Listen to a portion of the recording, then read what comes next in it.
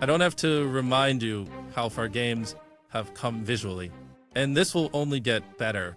So I've put down 10 upcoming games with stunning visuals. Let's go.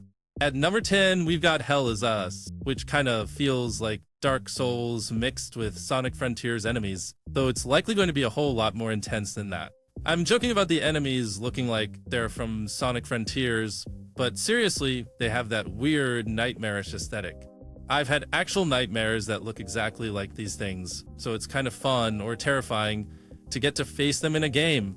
The trailer, which features actual gameplay, does a fantastic job of setting up the world and premise, better than most trailers I've seen recently.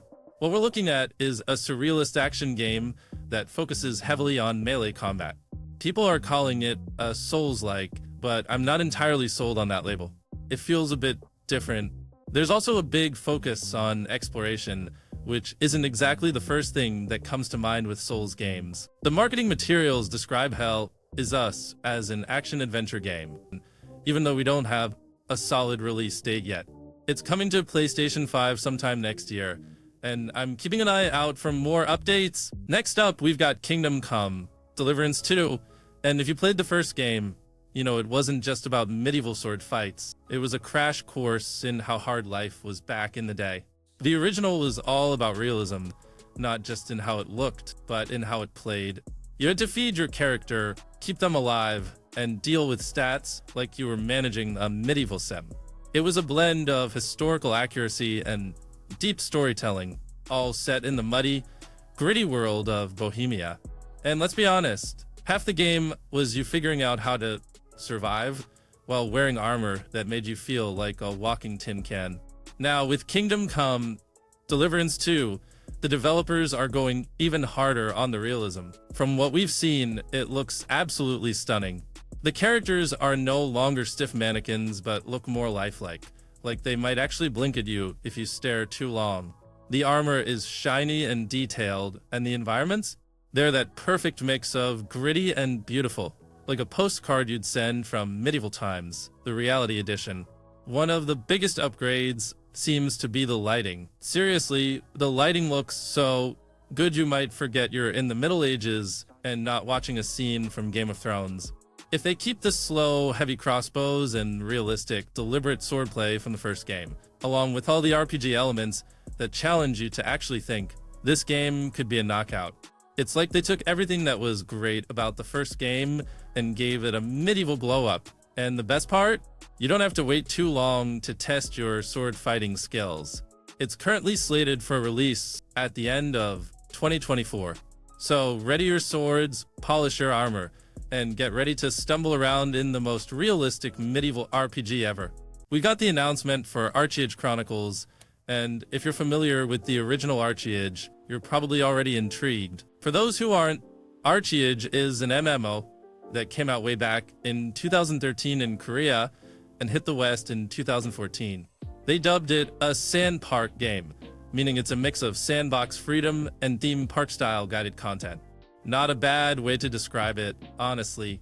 Now, this new entry, Archeage Chronicles, is looking like a huge step up across the board, better graphics, improved systems, and a whole new world to explore. It's set 50 years after the events of the original game, so it's not just a simple rehash, which is a relief. It genuinely looks like a AAA game with all the bells and whistles. The big question with games like this, though, is always, will it have staying power? That's a mystery, but from the looks of it, this one has a lot of potential. Here's hoping it sticks the landing because, man, it looks cool. Keep an eye out. This one's dropping next year. Alright, so at number 7, we've got Horizon Zero Dawn Remastered. And man, I'm pretty excited about this one. If you've played Horizon Zero Dawn, you know it's a fantastic game. Then came Horizon Forbidden West, which was an even bigger upgrade, and the Burning Shores DLC took things to a whole new level. In comparison, the original Horizon is starting to feel a bit, well, rudimentary. But now, with this remaster, it's looking absolutely fan-freaking-tastic. The trailer basically gives us a rundown of everything they've done to spruce things up, textures, models, and all that good stuff.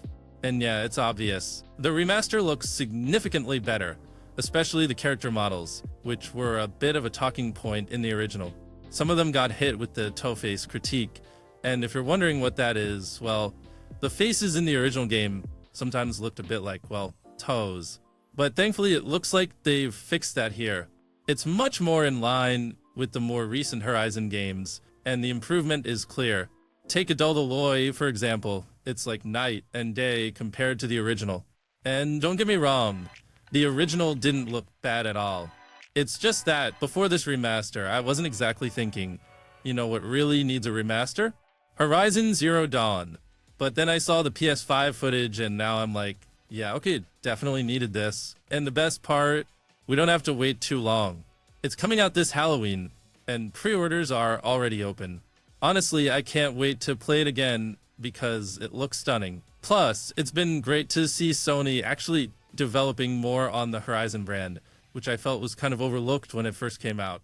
The toe faces didn't help, let's be real. But seriously, this is a solid move, and I hope it's well received because I'd love to see more remasters.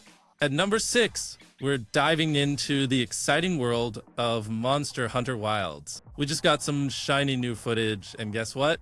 It comes with a release date too. We've been treated to breathtaking environments and colossal new monsters that have us all buzzing with excitement. Let's be honest, though. We've hit that stage where we're practically shouting, "Shut up and take my money!"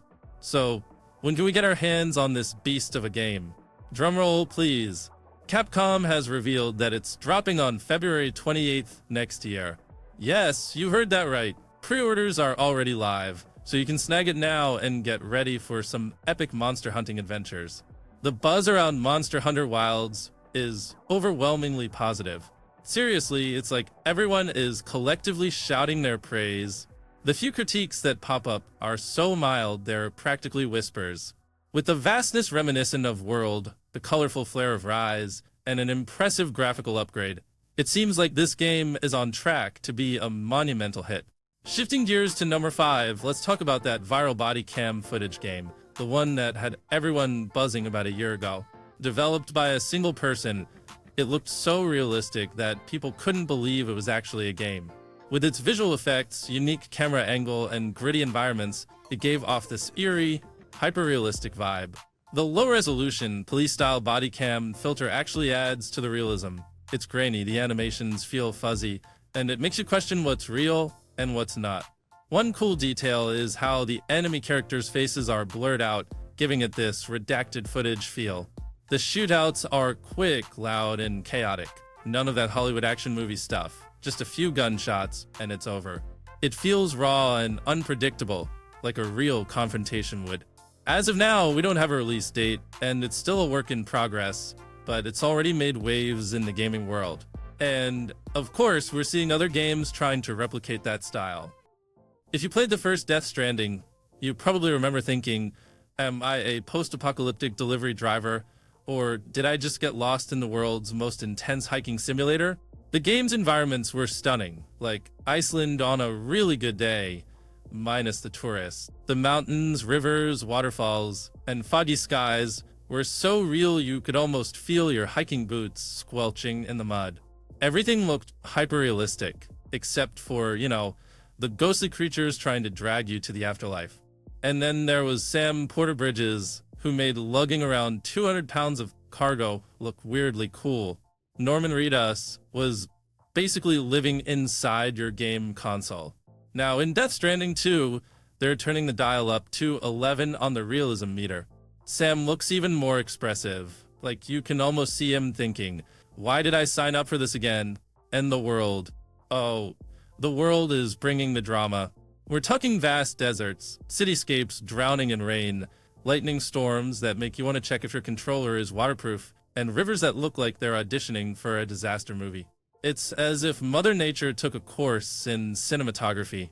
Of course, we can't forget the game's trademark weirdness. Sure, the visuals are ultra-realistic, but we're still knee-deep in Kojima's brain.